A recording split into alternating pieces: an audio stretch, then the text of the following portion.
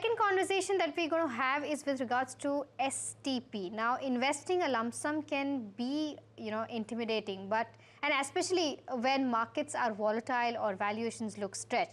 And that's where systematic transfer plan comes into picture, offering investors a way to kind of phase their entry into markets while managing risk as well as behavior. But are STPs only useful at market peaks, or do they have a broader role in portfolio construction? To help us decode this, I'm joined by Megha Malpani, who's a CFA and partner at Zvest Financial Services. Megha, thank you so much, first of all, for taking out the time. My first question to you is that, STPs are often sold, with a quote that, it is timing the market without actually timing the market, right? So do you think that this is an accurate description, or this is just oversimplification of the concept? Help us understand what STP exactly means. Right. Thanks, Mahima, for having me here. And I think, you rightly defined STP as, both a deployment technique and also, something which helps in structuring behavior and reducing timing risk. Having said that, it is important to understand, which deployment technique you use, because there are so many deployment techniques. You have lump sums, you have STPs, you have SIPs. Which technique has to be used on when in the market is largely contextual, and it broadly depends on three factors, which is the investor's existing exposure, what is the size of the deployable corpus, and the category of the funds being invested in. Once you evaluate all of these tools, I think it helps in creating a broader structure for the portfolio. Now let us understand how the volatility has played out over the last decade. If I have to just give you numbers, Nifty 50 has given a volatility of close to about 16%. Gold has given a volatility of close to 12.5%. Silver 24.5%. S&P 500 is about 18%. So yes, volatility exists in the market. When you see calendar year returns, it smoothens out the returns, and we do not see the various ups and downs that happen. And in that context, I think STPs are definitely a useful tool and should be used if required based on the parameters I spelled out earlier.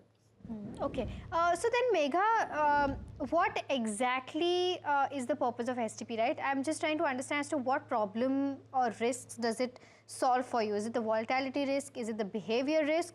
Or do you think it is the timing risk that it solves for you? I think it's a combination of all of this. So it helps you stagger your investments based on comfort and valuations. It helps you reduce behavioral bias because, it has an element of automation, which is, the biggest problem most investors grapple with, which is they try to time the market. Third, when you do STPs, you also park the funds into liquid, low duration or arbitrage funds, which give you rates of return, which is better than the savings bank account. And fourthly, it helps you retain flexibility. I think that's a concept which, doesn't get spoken about, as it deserves attention. Within STP, you can actually accelerate your movement into equities. If the valuation becomes stretched, you can, decelerate it, you can pause it. And if market gives you an opportune window, you can actually use the entire portion lying in liquid funds to move the funds into the target equity funds over a lump sum as well. So it gives you flexibility. I think to my mind, that is the most important benefit, that STP provides. It's like a cruise control, it's not an autopilot where the investor remains in control of the funds to be invested in. Then, Megha, how does an STP stack up against SIP in terms of where markets ups and downs are concerned? Right. I think, Mahima, it's important to understand that both SIPs and STPs are serving two different clientele altogether. Correct. Now, while most investors use a combination of SIPs and STPs, it is important to understand the difference as well. SIPs are for salaried individuals, who use, the monthly income that they have to park funds into the equity markets. However, STPs are generally used for deploying lump sums. Now, when do you get lump sums? It could be either in the form of bonuses, it could be some asset sale proceeds, or it could be some inheritance money or some windfall gains, which happen time to time where the predictability and the nature of cash flows are not well defined. It is also important to understand that SIPs typically run for long periods of time. Typically, we always suggest that SIPs should continue over the earning cycle of an investor. The longer, the better, and at least a market cycle and a decade at the bare minimum for it to actually play out its course. However, STPs will run only as long as the lump sum, part remains in the liquid low duration funds. Once it is deployed, the whole funds are actually subject to market risk. So the time of investment in STP approach could be limited. Generally, what we have seen is STPs are typically done for a period of 3 months to about year and a half, depending on the valuations, the category of equity funds. Also, because equity funds are not homogeneous. If you're doing a hybrid fund, STP into an hybrid fund, you could do it for a shorter span of time. Could be about 3 months to 4 months. If you're doing large caps, also in these times, it could span for a period of 4 to 5 months. But if today you're doing mid cap, small cap, or gold, it is suggested that at least at the current valuations, it is staggered over a longer period in time. It is also important to understand that it need not be only done as far as equity mutual funds are concerned. It could be done for different categories like gold, silver, as I suggested earlier as well, and also offshore equities. Okay, but so then I wanted to understand as to how does one determine whether making an STP in terms of how the duration is determined, whether it should be long term, short term, depending on your goal. Is it the same way that you generally take into consideration for an SIP? And considering the duration, what kind of funds should one choose? I mean, I just want to understand that. So typically, as you said, right, where the investor is ultimately investing is largely contextual. I do not think I can give you a answer for that. It depends on whether he's a first time investor, he's over allocated to a certain category, what is the amount of corpus to be invested. So which target equity fund will he finally invest in is largely a function of these factors. Now, having said that, how do you determine the duration or the frequency of STPs? As I said, it could be done on the basis of relative valuations today and how much is his existing allocation to particular category of funds. I think these two factors put together can determine the duration and the frequency of STPs. Okay.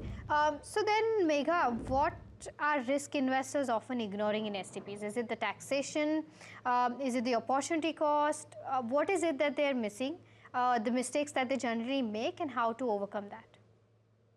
So, Mahima, it is also, important that we highlight that, STPs over shorter periods of time may not work. Like, for example, if I look at the last 1 year, somebody who started an STP into a small cap fund at the beginning of, 2025 could actually be seeing negative returns. In a mid cap fund, he might be seeing sub 5% return. Even index and factor strategies have underperformed bonds. So, in a short period, these strategies could look like they have not worked in your favor, but it is important to understand that over a longer period, which is a market cycle, these strategies have often shown to have worked. In my experience, where investors go wrong is sometimes the whole purpose of STP, which is to reduce the timing risk or eliminate the timing risk, investors start trying to time the markets. I think that is where the discipline of the portfolio, discipline of the allocation goes away. I think that is where the biggest mistake starts happening because they try to stop the STPs at the wrong time. However, it is important to understand that when the market starts falling, it is important to accelerate or maybe, kind of walk with a higher pace or drive with a higher speed on those times.